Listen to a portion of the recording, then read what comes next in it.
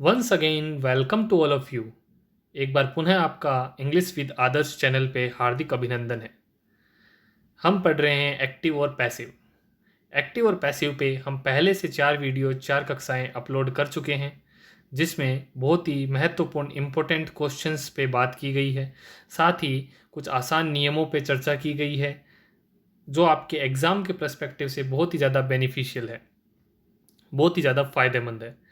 आज की कक्षा को प्रारंभ करने से पहले मैं आपसे कहना चाहूँगा कि आप जो ये टॉपिक पढ़ रहे हो, चाहे वो एक्टिव पैसिव हो, चाहे वो डायरेक्ट इनडायरेक्ट हो, या ग्रामर का कोई भी टॉपिक हो, वो न केवल आपकी रिलेटेड कक्षा कक्षा के सिलेबस से रिलेटेड जो आप पढ़ रहे हो उसमें ही नहीं, बल्कि आप किसी भी फील्ड के अंदर एक्टिव पैसिव या फिर डायरेक्ट इनडायरेक्ट या जो भी टॉपिक आप पढ़ रहे हो उसका क्वेश्चन आप जब भी हल करोगे तो वो आप आसानी से कर सकते हो। यानी आपकी कक्षा चाहे 10th हो, चाहे 11th हो, चाहे 12th हो, चाहे 9th हो, चाहे आप कॉलेज में पढ़ते हो, कोई भी कक्षा आपकी हो, आप direct indirect passive voice active voice जो हमने टॉपिक अभी तक आपके अपलोड किए हैं, उनमें आप किसी भी प्रकार के वाक्य, किसी भी प्रकार के सेंटेंस के अंदर आपको बिल्कुल भी कोई प्रॉब्लम नहीं होगी, क्योंकि ये एडवांस लेवल की कक्षाएं हैं जिसके अंदर आपको बेसिक से एडवांस तक सब कुछ पढ़ाया जा रहा है।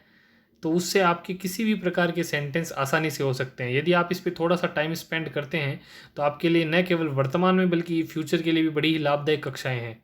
ठीक है, तो आप इनको मन लगा के पढ़िएगा। और एक मेरी आपसे गुजारिश रहेगी, अगर मेरा वीडियो आपको पसंद आता है तो लाइक और कमेंट ज़रूर कीजिएगा। लाइक और कमेंट करने में आप कंजूसी मत कीजिए। चलिए आज की कक्षा हम शुरू करते हैं। आज की कक्षा में हमारा जो लास्ट टाइप बचा है उस पर हमने थोड़ी बहुत चर्चा पिछले वीडियो में की थी, इस वीडियो में और करना चाहेंगे। तो आप देखिएगा, सबसे पहले है WH वर्ड से शुरू होने वाले वाक्य। तो जो WH वर्ड से शुरू होने वाले वाक्य है उसमें देखिएगा हु हुम को छोड़कर शेष प्रश्नवाचक वाक्य जैसे why, when, where, how, which, what हो तो पैसिव वॉइस में ज्यों का त्यों लिखते हैं। यानी ये देखिएगा, इन दो को छोड़ दें हम, यानी हु और हुम को हम वैसा का वैसा नहीं लिखते। यदि हु दिया होता है तो हम क्या लिखते हैं, बाय होम लिखते हैं। क्या लिखते हैं, बाय होम। यदि होम दिया हो तो हम क्या लिखते हैं, हु लिखते हैं। ये हम आगे चर्चा करेंगे, लेकिन पहले आपको ध्यान देना है कि जो भी WH वर्ड दिया होता है उसको वैसा का वैसा लिखते हैं, सिर्फ दो को छोड़ के, वो होते हैं हु और हुम। तो हम इसकी संरचना देख लेते हैं। सबसे पहले जो हम पैटर्न देखेंगे तो पैटर्न जो एक्टिव वॉइस का होता है उसमें सबसे पहले देखो WH वर्ड आता है। चलो मैं थोड़ा सा जूम आउट कर देता हूँ आप लोगों के लिए, सॉरी जूम इन कर देता हूँ थोड़ा आपके लिए। तो यहाँ पे आप देख पा रहे हैं अपनी स्क्रीन पे कि जो एक्टिव पैटर्न होता है उसमें सबसे पहले WH वर्ड आता है, फिर हेल्पिंग वर्ब आती है, फिर सब्जेक्ट आता है, फिर मेन वर्ब आती है, फिर ऑब्जेक्ट आता है। तो इस प्रकार से आपके देखो ये एक्टिव का पैटर्न होता है। उसका जब पैसिव बनाते हैं तो सबसे पहले जो WH वर्ड जहाँ दिया है उसी जगह पे, उसी स्थिति पे, उसकी संरचना में कोई परिवर्तन नहीं होता। उसके रंग में जरूर परिवर्तन होगा, रूप में जरूर परिवर्तन होगा, लेकिन संरचना वैसी की वैसी रहेगी। तो WH वर्ड जहाँ है वहीं WH वर्ड, जहाँ पे हेल्पिंग वर्ब है वहीं हेल्पिंग वर्ब, लेकिन हेल्पिंग वर्ब बदल जाएगी। जहाँ पे सब्जेक्ट है वहाँ ऑब्जेक्ट आ जाएगा, और जहाँ पे ऑब्जेक्ट है वहाँ सब्जेक्ट चला जाएगा, साथ में बाई आ जाएगा, और मैन वर्ब की थर्ड फॉर्म। तो ये जो आपके सामने स्ट्रक्चर है उसे आप नोट डाउन कर सकते हो। ये आपके एग्जाम के पर्सपेक्टिव से बहुत ही ज़्यादा इंपॉर्टेंट है। इसे आप आसानी से याद कर सकते हो, इसको समझ सकते हो। मैंने पिछले वीडियो में भी समझाया है और भी मैं समझा ही रहा हूँ, एग्जाम्पल में भी समझा दूंगा आप लोगों को। तो ये WH वर्ड टाइप होता है। अब देखो इसको करने का तरीका। सबसे पहला सेंटेंस आपकी स्क्रीन पे आप देख पा रहे हैं, when will you publish a new book. When will you publish a new book. तो आप देखिए कि ये आपसे एक्टिव है। एक्टिव के अंदर आपको जैसे सबसे पहले WH वर्ड दिया है, तो पैसिव में सबसे पहले आप क्या करोगे, WH वर्ड, तो वो का वो WH वर्ड वैसा का वैसा लिख दिया। अब दूसरे नंबर पे आती है हेल्पिंग वर्ब। तो विल, यहाँ पे भी क्या लिखना है, विल। तो जब भी विल और सेल आता है तो हम पैसिव में क्या करते हैं, विल और सेल प्लस बी का प्रयोग करते हैं। तो यहाँ पे सिर्फ हम क्या लगाएंगे, विल लगाएंगे। उसके बाद आएगा ऑब्जेक्ट, यानी यहाँ में हमारा ऑब्जेक्ट कौन है, तो हम देखेंगे पब्लिश। पब्लिश के बाद जो नाउन या प्रोनाउन, यानी वर्ब के बाद जो नाउन या प्रोनाउन दिया होता है वह हमारा ऑब्जेक्ट होता है। तो हमारा ऑब्जेक्ट कौन सा हो गया, न्यू बुक। तो हमने यहाँ लिख दिया ए न्यू बुक। फिर हम जो बी है उसका यूज़ करेंगे। ये ध्यान रखिएगा कि जो बी लगता है वो मेन वर्ब से पहले लगेगा। कहाँ लगेगा, मेन वर्ब से पहले। तो मेन वर्ब पब्लिश की क्या कर दी हमने, पब्लिश्ड थर्ड फॉर्म कर दी, और उससे पहले क्या लगा दिया, बी। फिर हम सब्जेक्ट को ऑब्जेक्ट बनाते हैं, तो सब्जेक्ट हमारा यू है, तो उसे हमने क्या कर दिया, बाय यू। यू का सब्जेक्टिव केस भी यू होता है, और यू का ऑब्जेक्टिव केस भी क्या होता है, यू होता है। अगला देखिएगा, why were you laughing at Saroj. Why were you laughing at Saroj. तो सबसे पहले जो WH वर्ड है उसे ही लिखा हमने वैसा का वैसा। फिर जब भी वोज वर आता है तो हम क्या करते हैं, वोज वर के साथ बींग का प्रयोग करते हैं। तो यहाँ पे हमने क्या लगा दिया, वोज। क्यों लगाया देखिएगा, सरोज है जिसको हम क्या बना देंगे, सब्जेक्ट ऑब्जेक्ट को। तो जब हम सरोज को सब्जेक्ट बनाएंगे तो सरोज एक वचन है तो उसके अनुसार हेल्पिंग वर्ब क्या आएगी, वॉज आएगी। फिर हमें पता है कि जब भी इज आर एम या वॉज वर आता है तो उसके साथ हम बीइंग का प्रयोग करते हैं, और मैंने बताया बी शब्द जो भी है वो कहाँ लगता है, मेन वर्ब से पहले। तो मेन वर्ब से पहले हमने क्या लगा दिया, बीइंग। अब ये बाई यू पीछे चला गया लेकिन ये एट उसी स्थान पे रहा। तो हमने एक फ्रेजल वाक्य पढ़े थे जिसके अंदर हमने पढ़ा था कि कोई भी प्रोनाउन टाइप दिया हो, यानी कि कोई भी प्रोनाउन दिया हो, सॉरी कोई भी प्रपोजिशन दिया हो जो स्थिति बताते हैं, वो एट हुआ, ऑन हुआ, अपॉन हुआ, तो वो उसी यथावत स्थिति पे रहता है। तो देखिए वहाँ का वहाँ, यहाँ पे देखिए बाई यू से पहले, यहाँ सरोज से पहले। अगला वाक्य देखिएगा, what did you play in the evening. तो वॉट का वर्ड किया, फिर डिड। जब भी डिड आता है तो कौन सा टेंस होता है, आप देखिए पास्ट सिंपल। तो पास्ट सिंपल आता है डिड, तो उसको हम क्या करते हैं, चेंज करते हैं। किस में चेंज करते हैं, तो आपको ये पता होना चाहिए कि जब भी डिड आता है तो हम उसे बी की सेकंड फॉर्म में चेंज करते हैं, जो होता है वॉज और वर। तो यहाँ पे क्या आ जाएगा, वॉज। फिर देखो यू है, यू तो हमारा ऑब्जेक्ट बन जाएगा, सब्जेक्ट कुछ दिया नहीं है, देखो सॉरी ऑब्जेक्ट कुछ यहाँ पे दिया नहीं है। तो इवनिंग के बाद देखिएगा, चलो इस वाक्य को आसानी से आराम से देखिए, एक बार पुनः मैं बोलना चाहूँगा। इसे देखिएगा, what did you play in the evening. W H word दिया है, हेल्पिंग वर्ब दी है, सब्जेक्ट दिया है, मेन वर्ब दिया है, प्रीपोजिशन दिया है और ऑब्जेक्ट नहीं दिया। यहाँ पे वापिस से ये क्या दे दिया, इन द इवनिंग। एक इवनिंग हमारा क्या है कि कोई ऑब्जेक्ट नहीं होता है, ये तो हम शाम में खेलते हैं, ठीक है। किस पे कार्य किया जा रहा है, ये ऑब्जेक्ट यहाँ पे नहीं है। तो ऑब्जेक्ट नहीं है तो फिर सब्जेक्ट भी नहीं होगा। अगर ऑब्जेक्ट है ही नहीं तो ऑब्जेक्ट को सब्जेक्ट में परिवर्तित करते हैं, तो जब ऑब्जेक्ट है ही नहीं तो उसका सब्जेक्ट क्या बनाएंगे। तो यहाँ पे आप देख सकते हैं वॉज के बाद सीधा मेन वर्ब आ गई, ठीक है। How does she sing a song, तो यहाँ पे how does she sing a song, how का हाउ रहा। डज जब भी आता है तो प्रेजेंट सिंपल, तो उसका हम इज एम आर करते हैं, तो यहाँ पे इज आ जाएगा। सॉन्ग हमारा ऑब्जेक्ट हो गया क्योंकि सिंग वर्ब के बाद दिया तो इसे सब्जेक्ट बना देंगे। सिंग की थर्ड फॉर्म संग लिखेंगे और सी का हर बना देंगे, क्योंकि सी का जो ऑब्जेक्टिव केस होता है वो क्या होता है, हर होता है। क्या होता है, हर। लास्ट वन वाक्य आपकी स्क्रीन पे है, आप ये करके देखिएगा। अगर कोई डाउट हो तो कमेंट सेक्शन के अंदर जरूर लिखिएगा इस वाक्य के बारे में। अगले ये वाक्य मैं आपकी स्क्रीन पे जूम आउट कर देता हूँ, सॉरी जूम इन कर देता हूँ, आप इनको देखिएगा। अगर कोई भी इस वाक्य को करने में कोई भी डाउट, कोई भी परेशानी आए तो आप कमेंट सेक्शन में ज़रूर लिखिएगा। मैं अगली कक्षा के अंदर विशेष रूप से आपके इन डाउट को क्लियर कर दूंगा।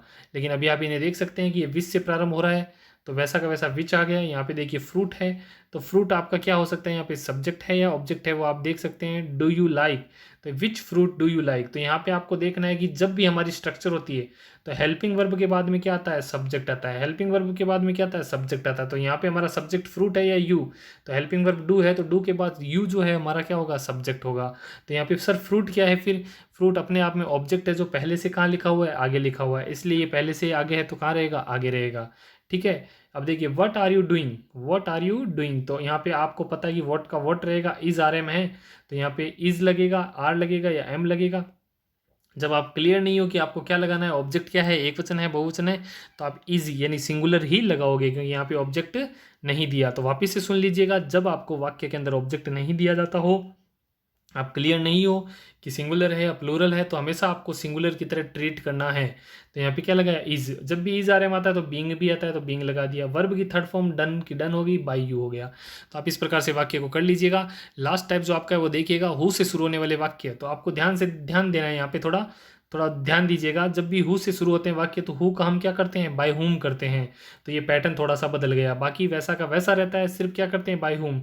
ये इस संरचना को आप देख सकते हैं, याद कर सकते हैं। सबसे पहले बाय हुम आता है, फिर हेल्पिंग वर्ब आती है, फिर सब्जेक्ट आता है, फिर मेन वर्ब की थर्ड फॉर्म आती है। तो आपकी स्क्रीन पे आप देख पा रहे हैं कि जब भी WHO हु से वाक्य प्रारंभ होता है तो उसकी संरचना क्या होती है, सबसे पहले हम बाय हुम लिखते हैं, बाय हुम के बाद हम हेल्पिंग वर्ब लिखते हैं, उसके बाद हम सब्जेक्ट लिखते हैं, उसके बाद हम मेन वर्ब की थर्ड फॉर्म और फिर क्वेश्चन मार्क। तो ये देखिएगा वाक्य, who called me, who called me. तो सबसे पहले हु का हमने बाय हुम कर दिया, फिर हेल्पिंग वर्ब आती है, तो इसमें हेल्पिंग वर्ब दी नहीं है, यहाँ वर्ब की सेकंड फॉर्म है। जब भी वर्ब की सेकंड फॉर्म दी होती है तो वॉज या वर्ब का प्रयोग करते हैं।